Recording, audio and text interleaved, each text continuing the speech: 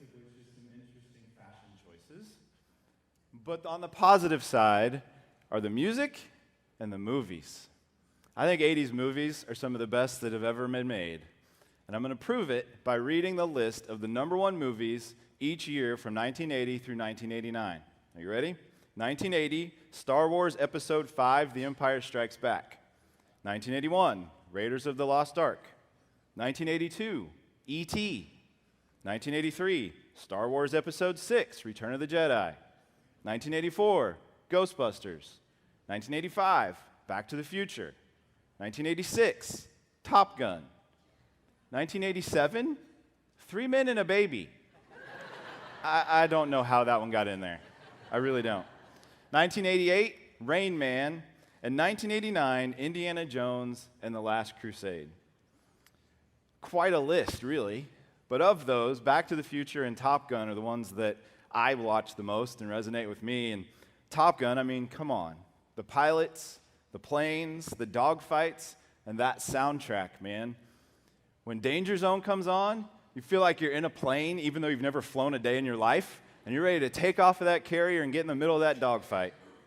And then they released the sequel a few years ago, and it starts with this slow pan of the aircraft carrier, and the Top Gun anthem from the end of the first movie is playing to start this next one. And it's nice, and you're like, oh man, we're hitting some nostalgia now. And then the engines of the first fighter jet fire up, and the music switches, and Danger Zone comes on, and you're 6 years old sitting in the theater going, let's have some fun, right? Some stuff is about to happen. Does anything else come to mind, though, when I mention the words danger or danger zone? One of the other things that comes to mind for me is I'm a big sports fan. And so when you watch a game or you're in the middle of a game, danger zone often refers to that time in the game where the team that's losing may not have the opportunity to come back if they don't start chipping away right now. And so you'll see a turnover or a close game or something happens and the score starts to spread out, and the announcer will say something to the effect of, we're entering the danger zone for this team, right? So we hear this all the time. And so as Sarah mentioned with the March Madness stuff going on right now, I challenge you to listen to that over the next couple days and see if you hear those words from the announcers. Or maybe for you, when you hear danger zone, you think of a sign on a hiking trail that says, danger, steep cliffs ahead, or danger, wildlife in the area. I also tend to think of driving on those windy mountain roads when you turn a corner and you see that lovely sign that says, caution, watch for falling rocks. And you see the boulder on the side of the road, and you're really glad you're not driving when that came down the mountain. Or maybe you think of signs that read, danger, authorized personnel only, danger, enter at your own risk, or simply danger with a skull and crossbones. Would you ever consider a sign that says danger, holy ground? Can we really equate all of these dangerous things in our lives with holy ground, the presence of God? I think the better question is, how can we not? So today we're going to continue in our series about the holiness of God. Caution, God is not tame. And we're going to pick up where Evan left off. Last week, Evan talked to us about God not fitting in our box, or in his case, he had his cup, right? It doesn't fit, can't fit the ocean in the cup. God's not safe, right? He used the illustration of Aslan, the lion in Narnia. God leads to changed lives. You cannot encounter the living God and leave unchanged. So the question that arises from that is, how are we supposed to approach a holy God?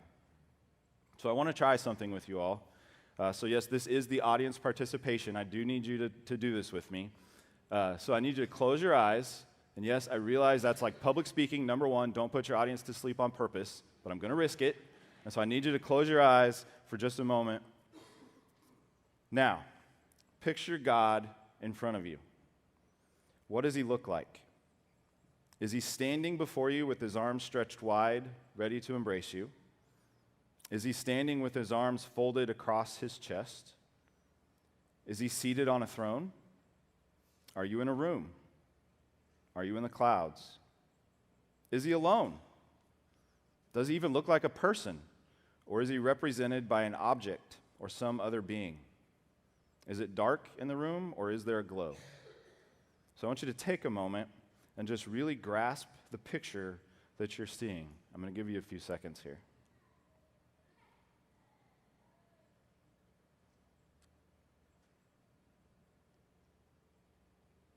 Okay, now open your eyes. Why did you see what you saw? Where did that image in your brain come from? I'm going to take a stab at what a lot of us pictured. God has long white hair and a long white beard. He was probably seated on a throne. The area around him was probably big, fluffy clouds, and there might have been some angels surrounding him. There might have been and probably was a glow like the sun coming from behind, backlighting the entire scene. I think this is the picture that the church and culture has painted over time. A welcoming man with a very soft countenance. But the reality is that that is not the Bible, or not the God that the Bible describes at all. So we're going to turn in our Bibles to Exodus chapter 3, verses 1 through 6. It is a very familiar story, but my guess is, if you're like me, you're going to hear this and find some parts that maybe we've overlooked as we read this. Exodus chapter 3, verses 1 through 6. Now Moses was tending the flock of Jethro, his father-in-law, the priest of Midian. And he led the flock to the far side of the wilderness and came to Horeb, the mountain of God. There the angel of the Lord appeared to him in flames of fire from within a bush. Moses saw that though the bush was on fire, it did not burn up. So Moses thought, I will go over and see this strange thing, why the bush does not burn up. When the Lord saw that he had gone over to look, God called to him from within the bush, Moses, Moses. And Moses said, Here I am. Do not come any closer, God said. Take off your sandals, for the place where you are standing is holy ground. Then he said, I am the God of your father, the God of Abraham, the God of Isaac, and the God of Jacob. At this, Moses hid his face because he was afraid to look at God. So I want to start by looking at Mount Horeb itself. Why did God consider this place holy ground? So Mount Horeb would later become very significant in Scripture. It is the place where Moses would receive the Ten Commandments. It is the place when the people were thirsty and begging for water, God would send Moses to strike the rock at Horeb in Exodus 17. It is indeed a holy place. However, it is important to note that before the burning bush, it was not recognized that way by Moses at all. Most believe that though it is referred to as the mountain of God in the text, it was the writer looking back and recognizing all that was to come at that location. To Moses, it's just another remote place to take his father-in-law's flock. So what does this mean for us? Any place is holy ground when you encounter the living God. Think about a significant location in your life. Why is it significant to you? It wasn't probably always significant to you, but something happened there that made it matter. Maybe it's a baseball field where you hit your first home run. Maybe it's the first home you owned with your spouse. Maybe it's a different home where you brought your first child home from the hospital. Maybe it's the spot where your proposal happened. Maybe it's the hospital where you were given a second chance at life. Maybe it's a tree on a trail with you and your significant other's initials carved in it. Maybe it's a church or a pond or some other body of water where you were baptized. Any place can become important to us in an instant. It just takes a moment that creates a memory. And then we go back to that place to relive the memory, to celebrate it, to honor it. Do you have that place with God? Do you have a Mount Horeb, a location where you heard direction from him, and now it's a place that you return to over and over, seeking his guidance, his will for your life? How do you enter that place? What feelings are coming up in you right now as you think about that location in your life? So I just want you to keep that in the back of your mind as we continue on with the verses. There's three things that I want to pull out from these verses about how we are called to approach God when we go to see him, to visit him. The first is that approaching God requires humility. Do you have house rules? Something that is unique to your house? Maybe it's not normal in society or culture, but at your house, this is what happens. At my brother-in-law's house, you take your shoes off at the front door. I've never really asked him why, and I know for some people it's so that you don't track in dirt and nastiness at the front door. For others, it's so that you don't wear down the carpet. Whatever the reason, it's just become accepted in our family that when you go into my brother-in-law's house, you add your shoes to the pile, and it is a pile.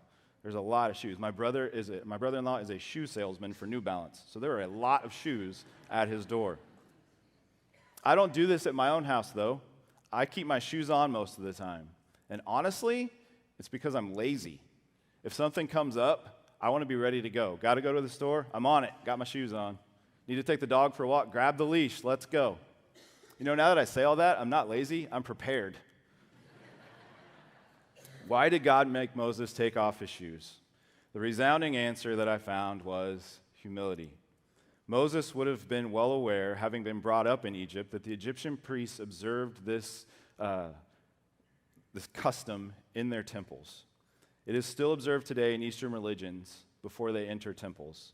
It is an outward recognition and symbol of removing our dirt, removing the personal issues we hold on to, and as I read in one place, quote, our conscious unworthiness to stand in the presence of God. Humility is letting go of ego, pride, arrogance. It's recognizing that deep unworthiness we have. If you think about it, how could we possibly approach the God of the universe with any of those attributes still in our lives? Setting aside our pride is the most important thing we can do. C.S. Lewis, in his book Mere Christianity, says this: according to Christian teachers, the essential vice, the utmost evil, is pride. Unchastity, anger, greed, drunkenness, and all that are mere flea bites in comparison. It was through pride that the devil became the devil. Pride leads to every other vice. It is the complete anti-God state of mind. It is pride which has been the chief cause of misery in every nation and every family since the world began. So think about some of the times when it is most difficult for us to set aside our pride. Pride shows up in all kinds of ways: admitting fault, admitting you're wrong, fear of being embarrassed. What if I make a mistake? Fear of not doing something well right from the outset. Friday night, we were on our way home from Wichita, and my wife and I were having a conversation about a family we know, and if a certain person was related to them simply because they shared the last name. And so she said, I don't think so. There's no boy grandchildren in that line. And I said, yes, there is. And she shot me a look, and I told her the name of the young man that I was thinking of, and she said, that's not what I meant. And I said, go ahead, admit you were wrong, and I'm right. Terrible idea. But she looked over at me and she said, no, you just didn't know what I meant. I was right. And knowing what I was preaching on this weekend, I said, go ahead, put aside your pride, and tell me I was right. Oh, great, now I'm going to have to use this in the message. To which she agreed, by the way. But then last night we were talking about it, and my daughter, who's smarter than both of us, looked at us and goes, you're both right. You're talking about different lines. And so we talked about it, and she was talking about this generation on the family tree, which there are no boys, and I was talking about this generation, which there were. And so in the end, we were both right. But neither one of us was willing to admit that in the moment. Because it's hard to admit when we are wrong, even when we're just being ornery. It's hard to apologize. It's hard to know someone is better than you at something. We're human. We like to puff out our chest and be the best. That's why setting aside pride, taking off our sandals, so to speak, is essential in approaching God. We have to humble ourselves in every area of life when we enter the presence of God. It's a required first step. The second one is approaching God requires reverence. Humility and reverence go hand in hand. Because while humility is the inward recognition of our pride, our ego, reverence is the outward acknowledgement of our place. It's an interesting idea to me because I was thinking about some of the things and the people that we revere in society today. You've got the people that we should revere: military, police, teachers, doctors. And then the people that we actually do revere: celebrities, athletes, social media stars, politicians, public speakers. It baffles me, if I'm being honest, why any of these people are held in high regard. They just happen to make a lot of money and be famous, and in today's society, that qualifies you to be lifted up on some kind of pedestal. But that's not the reverence that is required of us as Christians at all. We're called to revere the Lord not because he's famous, not because of what he can do for us. No, we're called to show reverence in a deep, unique way. Proverbs 1:7 says, "The fear of the Lord is the beginning of knowledge, but fools despise wisdom and instruction." The beginning of knowledge. Before you have the fear of the Lord, you don't actually have knowledge of him. You have information, you might have some facts. But what the scripture tells us is that if you had actual knowledge of the Lord, the fear of the Lord would come about out of that knowledge. But it's not a fear of being kept out of heaven. It's not a fear that he will harm you in any way. It's a fear that comes from a place of reverence for the God who created you. And it's out of that reverence that we get to be heard by him. Hebrews 5:7. In the days of his flesh, Jesus offered up prayers and supplications with loud cries and tears to him who was able to save him from death, and he was heard because of his reverence. Jesus is our example in all things. We say that over and over and over. And in those days, or in the days of his flesh, refers to Jesus in the moments when he was fully man. He's crying out to God, if there is any other way, take this cup from me. He's crying tears of blood streaming down his face, asking to be saved from death. And the Bible tells us that he was heard because of his reverence. So let's be sure to point out something here. Reverence and humility do not guarantee you the outcome that you want. Jesus still had to die on the cross because God has bigger plans than any of us can know or imagine. But the reverence and humility allow us to be heard. It's why Moses turned his face and didn't want to look at God. God had just let Moses know who he was. He said, I am the God of your father, the God of Abraham, the God of Isaac, and the God of Jacob. Moses knows what this means. It means that God knows Moses. He knows that Moses is done. In Exodus 2, we read that Moses killed an Egyptian who was beating one of his people, and he hid the body in the sand. Moses is on holy ground with God, and he's a murderer. He knows that he's not worthy to look upon the face of God. Approaching God requires reverence. Approaching God also requires his authority. It is only at his allowance that we can even meet with him. There's two demonstrations of this authority and power that I want to look at. The first is one that I think gets overlooked as we read this story. So I'm going to read verse 2 in Exodus 3 again. It says, And the angel of the Lord appeared to him in a flame of fire out of the midst of a bush. He looked, and behold, the bush was burning, yet it was not consumed.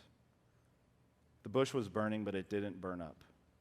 I believe that this bush itself is meant to show us that there is room for grace and mercy in the danger zone, on holy ground. God could have burned that bush to ashes. He has that power, that authority. He could have turned it into the start of a blazing wildfire on the top of Mount Horeb, but he didn't. He did what he needed to do to get Moses' attention. In the presence of God, on holy ground, there is grace and mercy. The other is in Exodus 3:5, which opens with God saying, Do not come near. Stop right there. What I picture every time when I read this is the traffic cops when they do traffic after games or in a busy intersection, and they hold up their hand like this, and they're like, whoa, you guys stop right there. You guys come on through, right? Don't come near. Whoa, that's close enough. This is what I picture God doing to Moses and to us every time. Whoa, right there. It's close enough. But it's not just Moses who's not allowed to come near God or get too close. We read all throughout the Old Testament about the select few that were allowed to enter the presence of God, referred to as the Holy of Holies, the innermost room of the tabernacle that housed the Ark of the Covenant, the symbol of Israel's special relationship with God. It was housed behind a very thick veil, and it was only accessible to the Israelite high priests and only at certain times. So what changed? Well, it wasn't us, that's for sure. We are still the same fallen people that existed in the Old Testament. What changed was that God made a way. He took the hand down that signaled us to stop and instead waved us through. Come on in. That way was through the death of Jesus.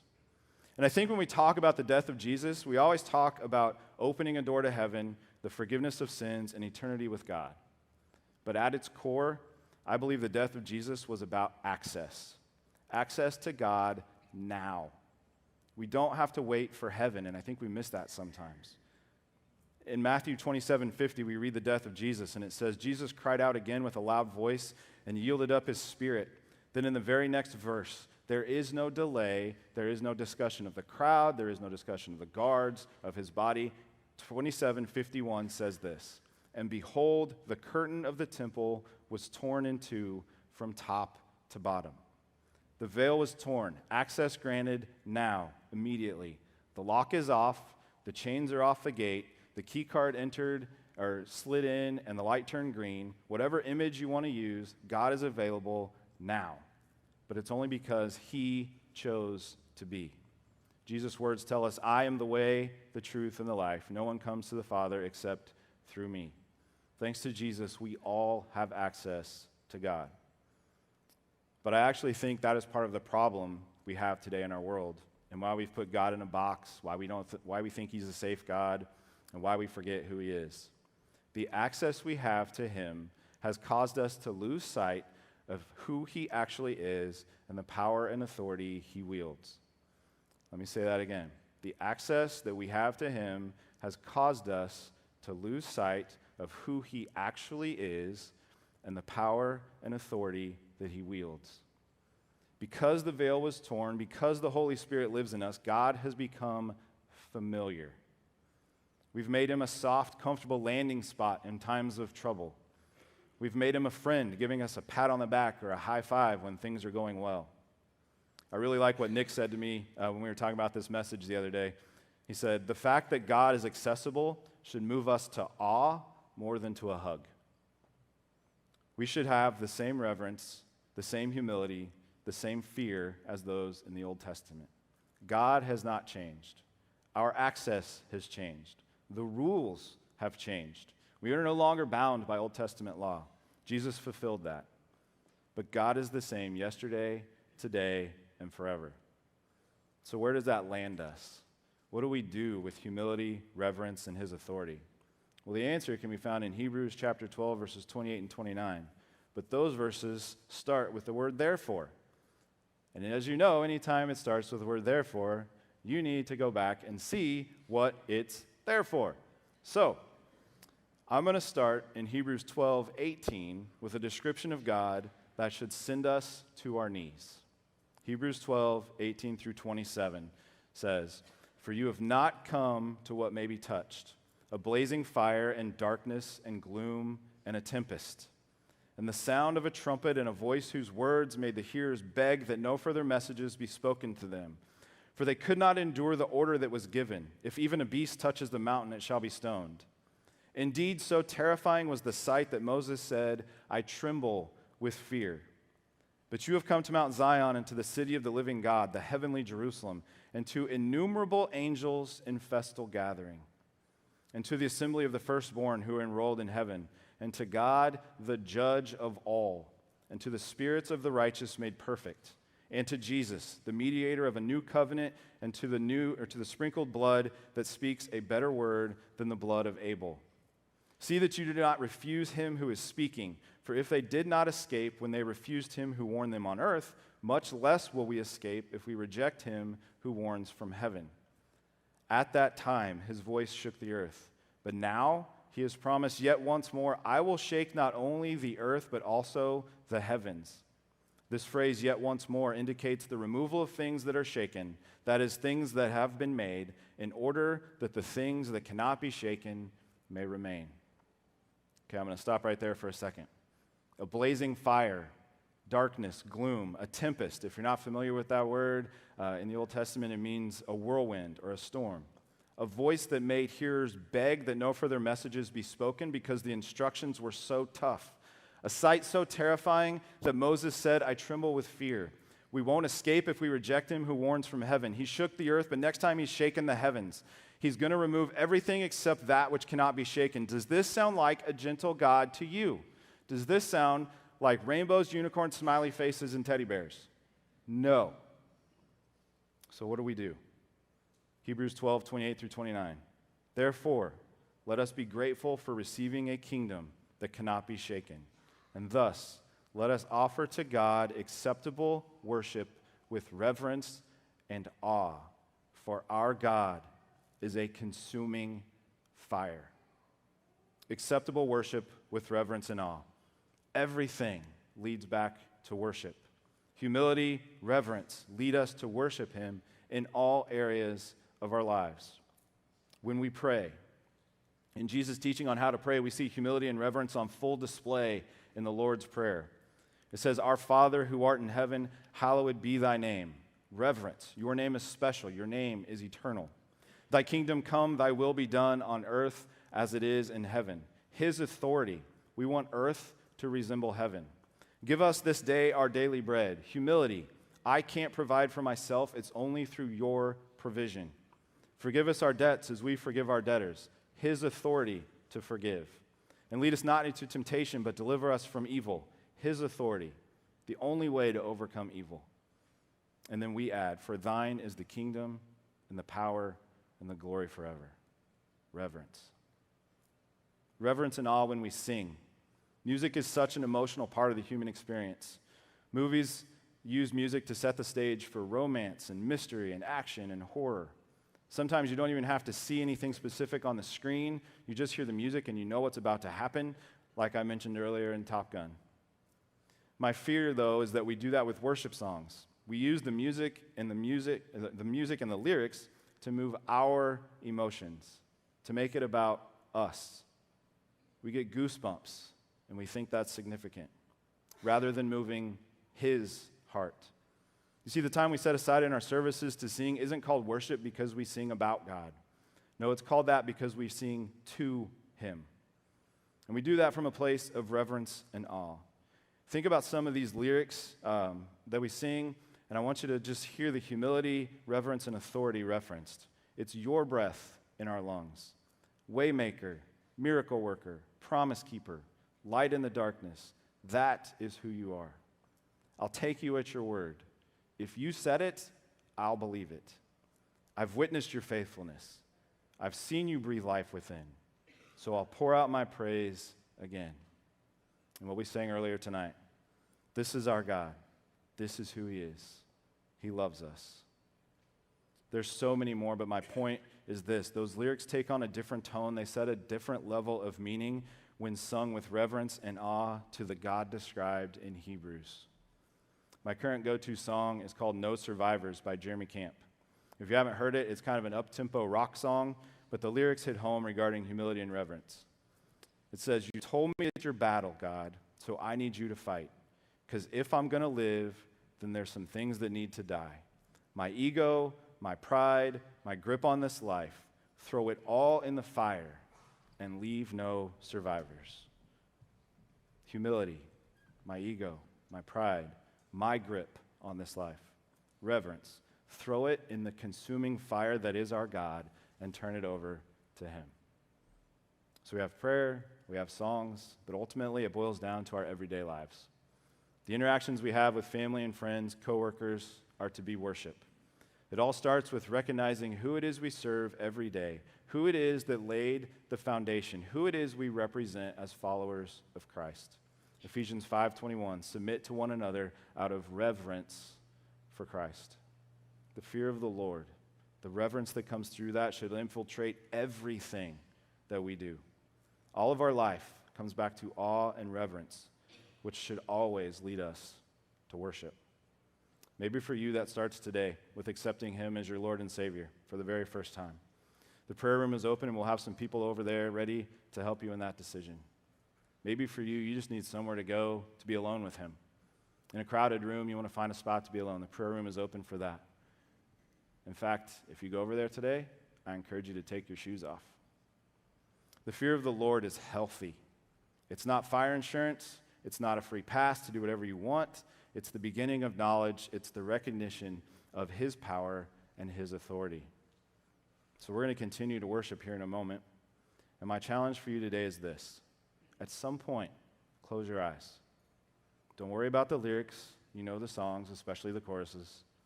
And I want you to paint a new picture of the God you see in front of you as you sing to him. He is worthy of all praise, all honor, and all glory. So how do we survive on holy ground? How do we encounter the living God? We take off our sandals, we bow down, we hide our eyes, and we humbly revere the God who made a way. Let's worship.